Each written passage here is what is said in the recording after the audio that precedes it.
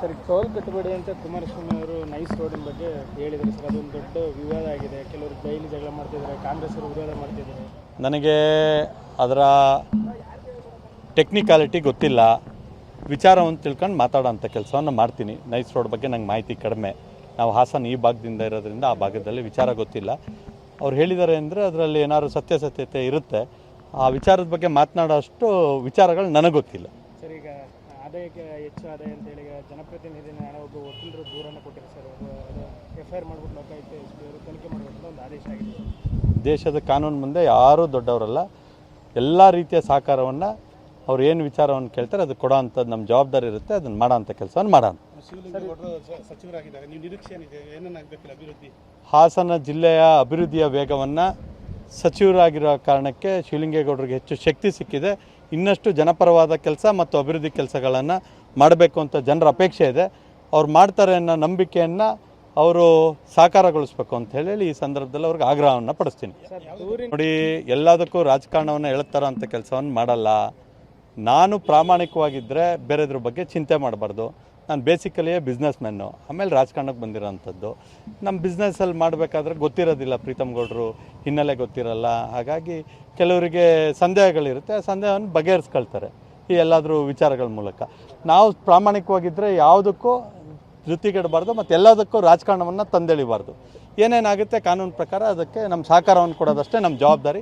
ಆ ಜವಾಬ್ದಾರಿಯನ್ನು ನಿರ್ವಹಿಸುವಂಥ ಕೆಲಸವನ್ನು ಮಾಡ್ತೀನಿ. ಸರ್, ಈಗ ಹಾಸನ ವಿಧಾನಸಭಾ ಕ್ಷೇತ್ರ ವ್ಯಾಪ್ತಿ ಒಳಪಟ್ಟಂತೆ ಹಾಸನ ನಗರದಲ್ಲಿ ಫ್ಲೈಓವರ್ ಇನ್ನೂ ಸಹ ಜನವರಿಗೆ MP ವಿಸಿಟ್ ಮಾಡಿದ್ರು, ಆಗಸ್ಟ್ ಆಗುತ್ತೆ ಅಂತ.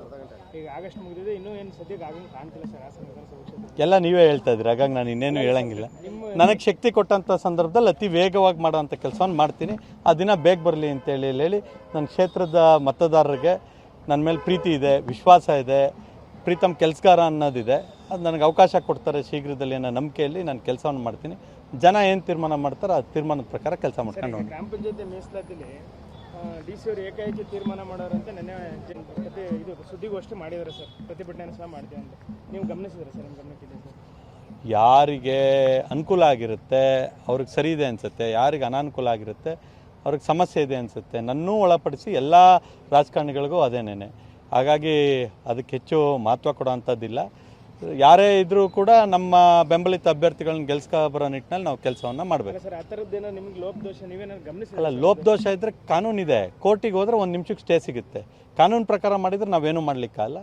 ಕಾನೂನು ಪ್ರಕಾರ ಇಲ್ಲ ಅಂತೇಳಿ ಹೇಳಿದರೆ ನ್ಯಾಯಾಲಯಕ್ಕೆ ಹೋಗೋಂಥ ಮುಕ್ತ ಅವಕಾಶ ಇರುತ್ತೆ, ಅದರಲ್ಲಿ ಸ್ಟೇ ಸಿಗುತ್ತೆ. DC ವಿರುದ್ಧನೇ JDS ನಾಯಕ ಆರೋಪ ಮಾಡ್ತಾರೆ ಸರ್. ಅಲ್ಲ, ಆರೋಪಕ್ಕೆ ನಾನು JDS ವಕ್ತಾರನಾಗ್ಲಿಕ್ಕೆ ತಯಾರಿಲ್ಲ.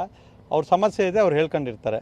ನಾನು ರಾಜಕಾರಣದಲ್ಲಿ ಯಾವ ಅವಕಾಶ ಸಿಗುತ್ತೆ ಅದಕ್ಕೆ ಚುನಾವಣೆ ಮಾಡಬೇಕು. ಚುನಾವಣೆನೇ ಇಲ್ಲ ಅಂದರೆ ನಾವು ವಿರೋಧ ಮಾಡ್ಬೋದು. ಚುನಾವಣೆ ಬಂದು ಯಾವುದು ಕೆಟಗರಿ ಚೇಂಜ್ ಆಗಿರುತ್ತೆ ಅಂದರೆ ಯಾವ ಕೆಟಗರಿ ಇರುತ್ತೆ ಅದರಲ್ಲಿ ನಿಮ್ಮ ಬೆಂಬಲಿತ ಅಭ್ಯರ್ಥಿಯಲ್ಲಿ ಚುನಾವಣೆಯನ್ನು ಮಾಡಿಸ್ಬೇಕು. ಸರ್, ಈಗ ಪ್ರೀತಮ್ ಗೌಡರು MP ಅವ್ರ ಜೊತೆ ಹೆಚ್ಚು ಕಾರ್ಯಕ್ರಮದಲ್ಲಿ ಕಾಣಿಸ್ಕೊಳ್ತಾರೆ, ನೀವು ಅವರನ್ನು ಹೊಗಳ್ತಿರೋದು ಸ್ನೇಹಿತರಾಗ ಅಥವಾ ರಾಜಕೀಯವಾಗಿ ಸರ್?